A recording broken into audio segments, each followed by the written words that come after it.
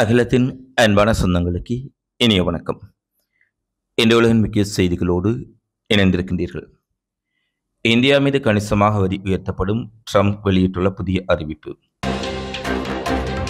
India மீது கணிசமாக வரி உயர்த்தப்படும் என அமெரிக்க அதிபர் டொனால்ட் ட்ரம்ப் நேற்றைய தினம் அறிவித்துள்ளார். முன்னதாக இந்திய பொருட்கள் மீதான வரியை இறுதி செய்து கடந்த ஜூலை 30 ட்ரம்ப் அறிவிப்பொன்று விடுத்தார். அதன்படி இந்தியாவிலிருந்து அமெரிக்காவுக்கு இறக்குமதியாகும் பொருட்களுக்கு 25% வரியும் அத்துடன் அபராதமாக கூடுதல் வரியும் விதிக்கப்பட்டுள்ளது.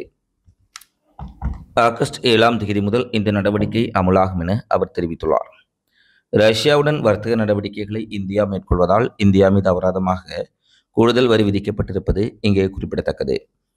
ரஷ்யாவிடமிருந்து எரிபொருள், இராணுவ உபகரணங்கள் கொள்முதல் செய்வதே மேற்கொண்ட கூடுதல் வரி விதிப்புக்கு காரணம் என ட்ரம்ப் தெரிவித்துள்ளார்.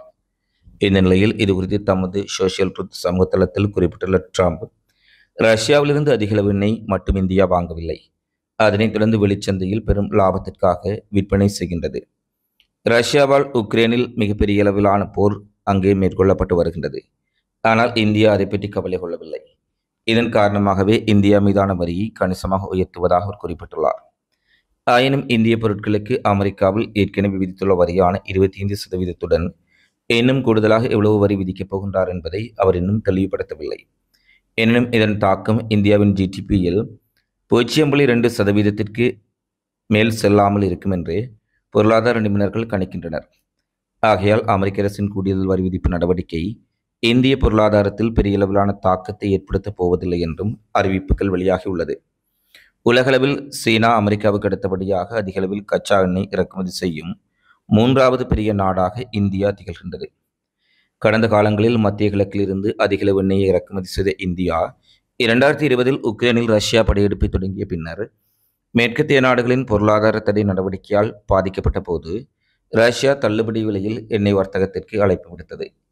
இதனைத் தொடர்ந்து அதிகளவு எண்ணெய் இறக்குமதிக்கு இந்தியா ரஷ்யாவுடன் வர்த்தகத்தில் ஈடுபட்டு வருகின்றது.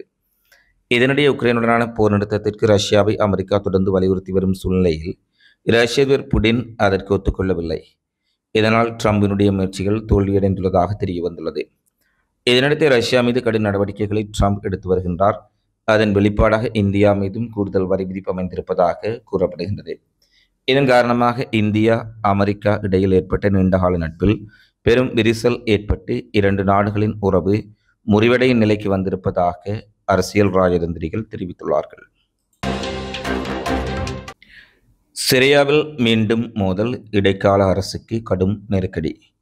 உள்நாட்டு போரால் நீண்டகாலமாக பாதிக்கப்பட்டுள்ள சிரியாவின் 2 முக்கிய மாகாணங்களில் மீண்டும் பயங்கரமான மோதல் வெடித்துள்ளது. சிரியாவில் கடந்த டிசம்பரில் முன்னாள் அதிபர் பஷர் அல் ஆசாத்தை ஆட்சியிலிருந்து அகற்றி இடைக்கால அதிபர் அகமது அல் ஷாரா பதவிக்கு வந்தார். அவரது தலைமையிலான சிரிய இடைக்கால அரசு நாடு முழுவதும் தனது கட்டுப்பாட்டை நிறுவுவதில் பெரும் போராட்டத்தை சந்தித்து வருகின்றது. இந்நிலையில் நாட்டின் தெற்கு பகுதியில் உள்ள ஸ்வீடா மாகாணத்தில் ட்ரூஸ் மத சிறுபான்மையினரை சேர்ந்த ஆயுத குழுக்களுக்கும் அரசு படைகளுக்கும் இடையே ஞாயிற்றுக்கிழமை அதிகாலை மோதல் ஏற்பட்டது. இதில் ஒரு பாதுகாப்பு படை வீரர் கொல்லப்பட்டார். இதனிடையே வடக்கு அலப்போ மாகாணத்தில் அரசு ஆதரவு படைகளுக்கும் அமெரிக்காவின் ஆதரவுடைய சிரிய ஜனநாயக படைகளுக்கும் இடையே மிக கடுமையான சண்டை மூண்டது. மன்பிச் நகருக்கு அருகே எஸ்டிஎஃப் நடத்திய ஏவுகணை தாக்குதலில் பொதுமக்கள் மற்றும் சிரிய இராணுவத்தினர் காயமடைந்திருப்பதாக சிரிய பாதுகாப்பு அமைச்சகம் குற்றம் சாட்டியுள்ளது.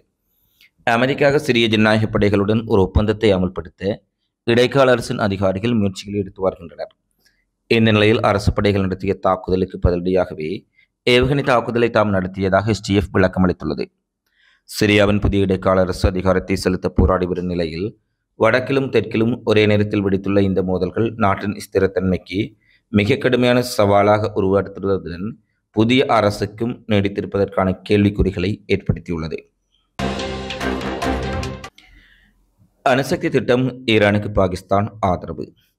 ஈரான் அமைதியான நோக்கங்களுக்காக அணுசக்தி திறனை மேம்படுத்துவதற்கு பாகிஸ்தான் முழு ஆதரவு அளிப்பதாக அந்நாட்டு பிரதமர் ஷபாஸ் ஷெரீப் ஞாயிற்றுக்கிழமை தெரிவித்தார். அணு ஆயுத தடை ஒப்பந்தத்தை மீறியதாக கூறப்படும் அணுசக்தி திட்டத்தில் ஈடுபட்டதால் அமெரிக்காவின் தாக்குதலை எதிர்கொண்ட ஈரானுக்கு பாகிஸ்தான் ஆதரவளித்துள்ளது. பாகிஸ்தானின் இந்த நிலைப்பாடு அமெரிக்காவுடனான அந்நாட்டு உறவை வெகுவாக பாதிக்கும் என்று எதிர்பார்க்கப்படுகின்றது. பாகிஸ்தானுக்கு அரசுமுறை பயணமாக வந்துள்ள ஈரான் அதிபர் மசூத் பெசாஷ்கியான் பாகிஸ்தான் பிரதமர் ஷபாஸ் ஷெரீப்பை அவரது அதிகாரப்பூர்வ இல்லத்தில் ஞாயிற்றுக்கிழமை சந்தித்தார். இந்த சந்திப்பில் இரு நாடுகளுக்கிடையே பல்வேறு துறைகளில் ஒத்துழைப்பை விரிவாக்க 12 இருதரப்பு ஒப்பந்தங்கள் கையொப்பமாகின. வர்த்தகம், விவசாயம், அறிவியல், தொழில்நுட்பம் மற்றும் புத்தாக்கம், தகவல் மற்றும் தொடர்பு, கலாச்சாரம், கலை, சுற்றுலா, பருவநிலை மாற்றம், கடல்சார் பாதுகாப்பு உட்பட்ட துறைகள் சார்ந்த ஒப்பந்தங்கள் இதில் அடங்கும். மேலும் இரு நாட்டிலேயே பயங்கரவாதத்தை எதிர்த்து போராடுவதற்கான ஒத்துழைப்பை வெளிப்படுத்த தலைவர்கள் ஒப்புக்கொண்டுள்ளார்கள்.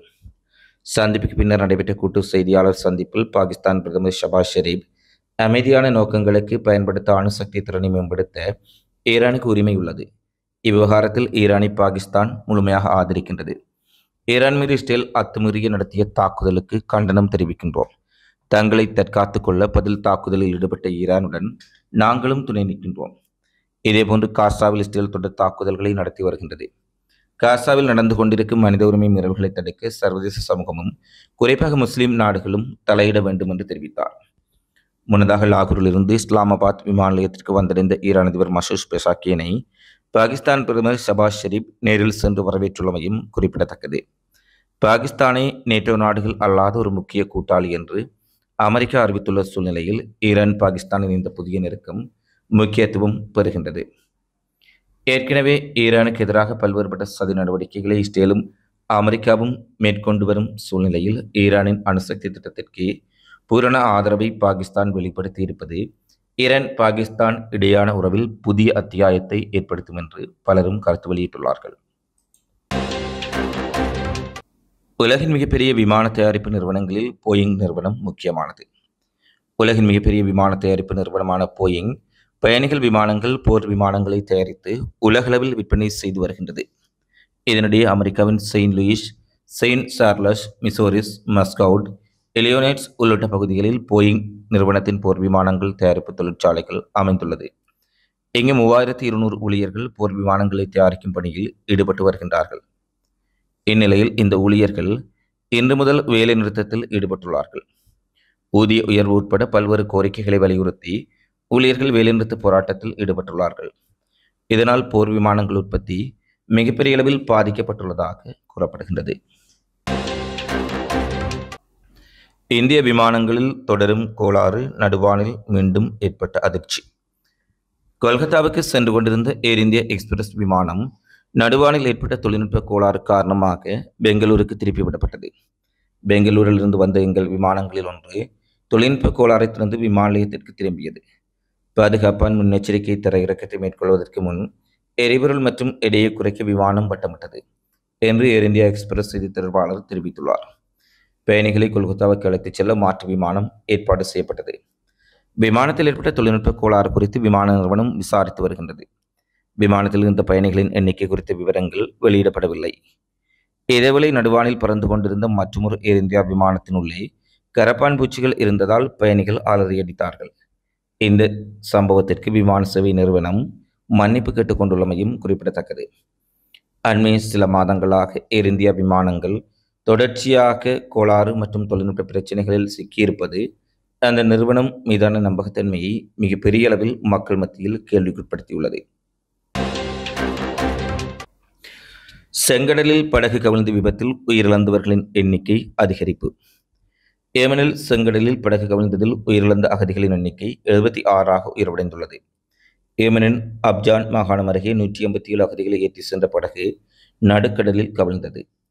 இதன் விளைவாக 187 பேர் தண்ணீரில் வீழ்ந்தார்கள். இவர்களில் பெரும்பாலானோர் கிழக்கு ஆப்பிரிக்க நாடான எதியோப்பியாவை சேர்ந்தவர்கள் ஆவார்கள்.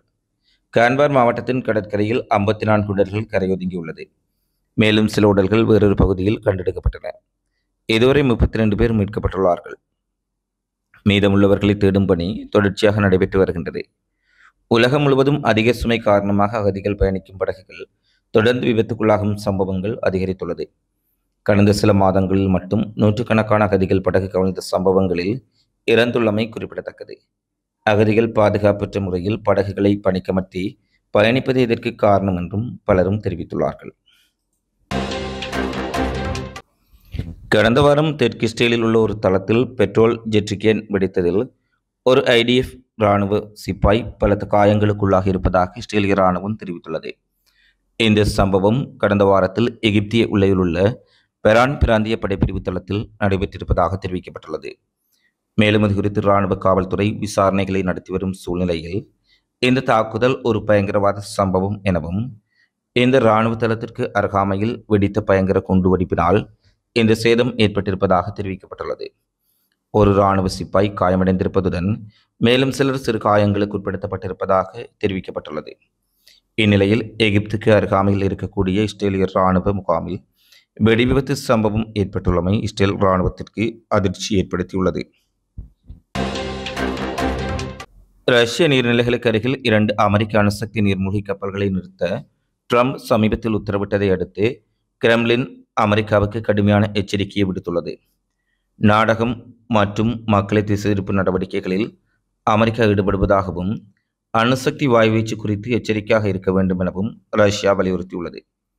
கிரெம்ளின் செய்தி தொடர்பாளர் டிமிட்ரி பெஸ்கோவ் ரஷ்யா தீவிரமடைய விரும்பவில்லை என்றும் அணுசக்தி போரில் வெற்றியாளர்கள் யாரும் இருக்க முடியாதென்றும் மீண்டும் வலியுறுத்தியுள்ளது. அனைத்து தரப்பினரும் நிதானத்தை கடைபிடிக்க அழைப்பு விடுத்திருப்பதுடன் ரஷ்யாவுக்கு எதிரான எந்தவொரு ஆத்திரமூட்டல்களுக்கும் மிக கடுமையான பதில் அளிக்கப்படும் என்றும் தெரிவித்துள்ளார். எந்தவொரு அமெரிக்காவினுடைய அச்சுறுத்தலையும் எதிர்கொள்ள போதுமான அணுசக்தி சொத்துக்கள் தங்களிடம் இருப்பதாக தெரிவித்த ரஷ்யாவை சீண்டும் நடவடிக்கைகளை அமெரிக்காவும் மேற்குலக நாடுகளும் நிறுத்திக் கொள்ள வேண்டும் என்றும் தெரிவித்துள்ளது. இந்த சூழ்நிலையில் அமெரிக்க அதிபர் டொனால்ட் ட்ரம்ப் ரஷ்யாவுக்கு அருகில் நீர்மூழ்கி அணுவாயுத கப்பல்களை நிறுத்தியுள்ள சூழ்நிலையில் சீனா ரஷ்யா இணைந்து கூட்டு கடற்படை பயிற்சிகளை ஆரம்பித்துள்ளமையும் இங்கே உற்று நோக்கத்தக்கது. இத்துடன் உலகின் இன்றைய முக்கிய செய்திகள் நிறைவடைகின்றன. தொடர்ந்தும் உலக செய்திகளை உடனுக்குடன் அறிந்து கொள்ள அகிலத்தோடு இணைந்திருங்கள். இந்த காலிப்பதிவு தொடர்பிலான உங்களது மதிப்பான கருத்துக்களை தவறாமல் கமெண்ட்ஸில் பதிவிடுங்கள். மீண்டும் அடுத்த காணொளியில் சந்திப்போம். நன்றி, வணக்கம்.